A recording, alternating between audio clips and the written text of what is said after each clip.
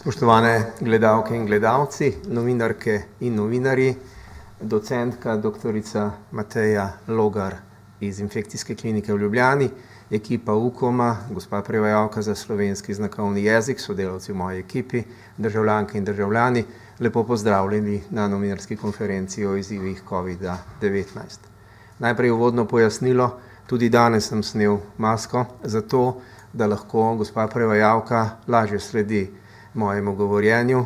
Ne more me gledati v oči, ker mora ves čas gledati neposredno v kamero, in dokler ne bomo imeli posebnega ozvočenja za prevajalke oziroma prevajalce za slovenski znakovni jezik, bomo tudi mi morali vztrajati brez maske. Prosim za razumevanje.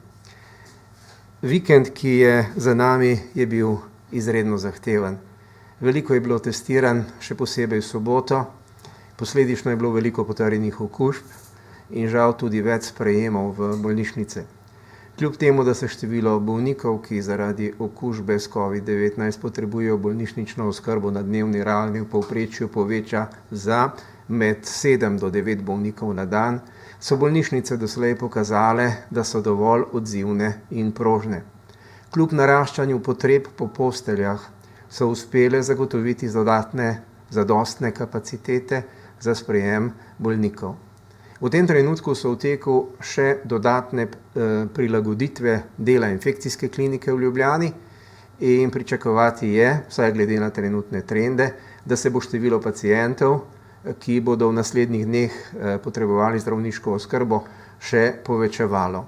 O tem bo danes popoldan, predvidoma o 15. uri, pred Infekcijsko kliniko obširneje spregovorila tudi vodja svetovalne skupine pri Ministrstvu za zdravje, profesorica doktorica Bojana Beović. Gostja naše današnje novinarske konference je zato docentka doktorica Mateja Logar, ki nam bo predstavila stanje na kliniki preko zadnjega vikenda. A še preden ji predam besedo, naj na tem mestu pohvalim vse, ki resno jemljajo opozorila in pozive stroke ter virusa ne jemljajo zlahka. Visoko število testiranj čez vikend to potrjuje. Torej, hvala ogromni večini državljanov in drugih prebivalcev, ki pomagajo sebi, svojim sodelavcem in vsem nam pri soočanju z virusom. Pohvala gre tudi slovenskim medijem, ki vsa ta sporočila korektno prenašajo javnosti in s tem veliko pripomorejo k dviganju ozaveščenosti in odpravljanju stranske škode, ki jo širijo posamezniki z zanikanjem virusa in njegovih posledic. Epidemiološka situacija kaže, da se virus še naprej pospešeno širi. V soboto je bilo ob opravljenih 2956 testih potrjenih 411 primerov, kar je 13,9%. Zelo veliko. Podatki za nedeljo so tako kot vsak teden doslej netipični, so nižji. Včerajšnji bistveno manjši obseg testiranj pa lahko pripišemo tudi morda slabšemu vremenu. Podatki za včeraj kažejo, da so opravili le 1404 testiranja in potrjenih je bilo 169 novih okužb, kar je 12% od vseh testiranj.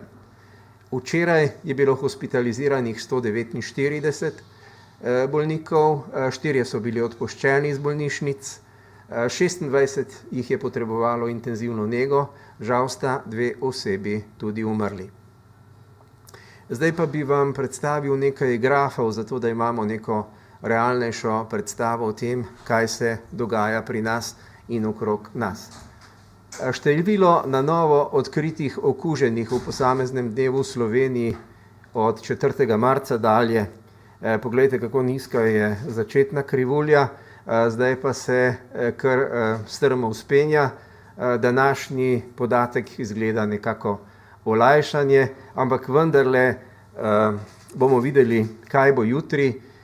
Morda pa smo vendarle v fazi, ko ta rast ni več tako sunkovita, tako hitra, kot smo jo videli doslej. Ampak do jutri tega ne moremo vedeti.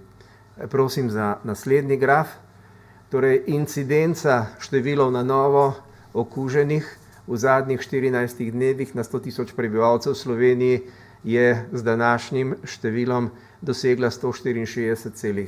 65, številka je visoka. Ampak kot veste, to število ni ključno za sprejem odločitve o dodatnih ukrepih. Gremo naprej. Število okuženih v posameznem dnevu pri naših sosedih v Furlaniji in trend od 1.6. do 10.10. nam pokaže, da se tudi pri naših neposrednih sosedih razmere slabšajo, da grejo strmo navzgor. Zato bomo pogledali zdaj še naslednji graf, ki pravi, da je v Furlaniji ta delež sicer bistveno nižji kot v Sloveniji, a je vendarle tudi tam že dosegel 70,29. Če pogledamo še naslednjo deželo Veneto, Veneto je dosegel že višji incidenčni znesek, ta je pri njih 86,76 oziroma lahko rečemo 87 okuženih na 100.000 prebivalcev v zadnjih 14 dneh. Število na novo odkritih okužb v posameznem dnevu v Italiji je zdaj narastel že na 5724.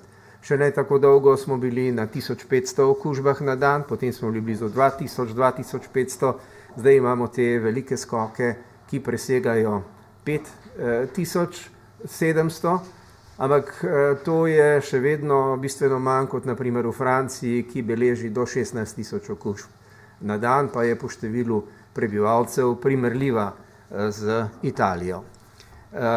Torej, če pogledamo te številke pred nekaj dnevi, okuženih na 100.000 prebivalcev v Italiji, bili smo pri 52 okuženih na 100.000, zdaj pa vidite, da se število povečuje in še kar leze navzgor. Toliko o Italiji. V Avstriji je število novo okuženih v zadnjih 14 dneh doseglo 132. Torej, te številke so dvakrat večje kot v Italiji v povprečju. Če pogledamo še tole razporeditev, vidite, da so v Avstriji neverjetno velika nihanja, ampak tudi pri nas se dogaja nekaj precej podobnega. A zdi se, da je Avstrija vendarle nekako že dosegla vrh in vprašanje je, kaj se bo zgodilo pri nas v naslednjih dneh. Poglejte, tale graf pa je zanimiv, kjer pravzaprav kaže delež okuženosti prebivalstva po posameznih slovenskih statističnih regijah.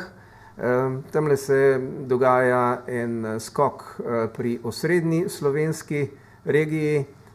Še na zadnji tiskovni konferenci v petek je bila razlika med Gorenjsko in Ljubljano bistveno višja, ampak Ljubljana je v tem času zrasla. Mislim, da so to vsi naši grafi, tako je. No,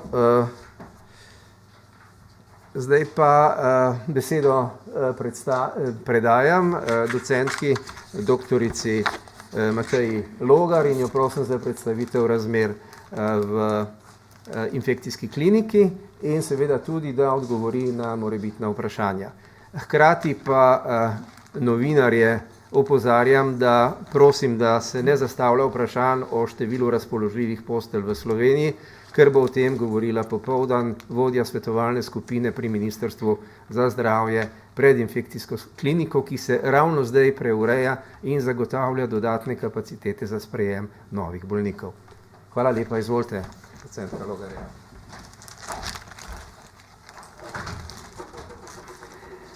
Lepo pozdravljeni.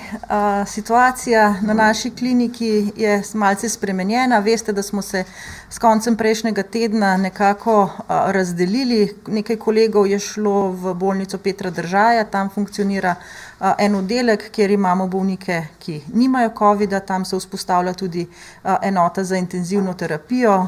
Trenutno sta tam hospitalizirana 2 bolnika. Na sami infekcijski kliniki pa imamo sedaj samo bolnike s COVID. Zjutraj je bilo 42 bolnikov na navadnih oddelkih, v intenzivni enoti jih je bilo 12, od tega 10 mehansko ventiliranih, en bolnik je potreboval izventelesno oksigenacijo, se pravi ECMO. Tekom vikenda je bilo 6 sprejemov samo v intenzivno enoto, nekaj več še na navadne oddelke. Kar je tukaj za poudariti to, da je med bolniki, ki so hospitalizirani v intenzivni enoti, tudi nekaj precej mladih, najmlajši trenutno je star 44 let, brez pridruženih bolezni, tako da teh bolnikov pravzaprav je sicer manj kot starejših, ampak zavedati se moramo, da tudi mlajši, sicer zdravi, v dobri kondiciji, lahko zbolijo z zelo hudimi oblikami bolezni, ki potrebujejo zdravljenje v enotah za intenzivno terapijo. Na navadnih oddelkih imamo trenutno, v temle trenutku nekje 4 proste postelje, pričakuje se sicer nekaj odpustov, ampak glede na trend sprejemov, ki je v zadnjih dneh, je pa to relativno nizko število. Intenzivna enota ima trenutno zmožnost sprejeti še 2 bolnika na lokaciji, ker smo. Potem bo treba odpreti dodatno lokacijo, kar je pa seveda problematično, ker je ne samo, da potrebujemo postelje in opremo, ampak seveda potrebujemo tudi ljudi, ki bodo delali na tej lokaciji, potrebujemo izvežbano negovalno osebje in potrebujemo seveda tudi zdravnike, ki znajo delati z bolniki v intenzivni enoti. Zaradi tega se nekako odločamo, kakšna bo naprej pot. Trenutno se pripravljamo na to, da se bo odprla še ena lokacija, več o tem se bodo pogovarjali ob 13:45 na strokovnem svetu. Zadnja ideja je, da se bo verjetno odprl oddelek na ortopedski kliniki, ki je že v spomladanskih mesecih deloval kot covid oddelek, tako da bi tja lahko sprejemali še dodatne bolnike. Seveda pa tudi tukaj potrebujemo nekaj časa za preureditev, zato da pride tja delat kader, ki je že kdaj delal s covid bolniki, in tudi potrebno je seveda usposobiti oziroma namestiti tja zdravniško ekipo, in dežurne zdravnike je treba prav tako dodatno razpisati, s tem, da predvsem na infekcijski kliniki večina je dežurna že približno vsaj 5-krat na mesec, tako da vsako dodatno dežurstvo je tukaj že kar velika obremenitev.